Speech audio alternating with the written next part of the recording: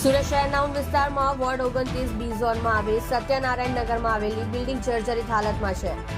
રિપેરિંગના કામ દરમિયાન જર્જરિત ઇમારત ધરાશાયી થતા એક મજૂર ઇજાગ્રસ્ત થયો હતો. ત્યારબાદ પણ અધિકારીઓએ કેવી રીતે તપાસ કરી? બી ઝોન એસએમસી દ્વારા રિપેરિંગની મજૂરી કેવી રીતે આપવામાં આવી? જો આમાં કોઈ મોટો અકસ્માત સર્જાય તો તેની જવાબદારી કોની? હવે જોવાનું એ રહે છે કે એસએમસીના અધિકારી દ્વારા કાર્યવાહી કરવામાં આવશે કે નહીં.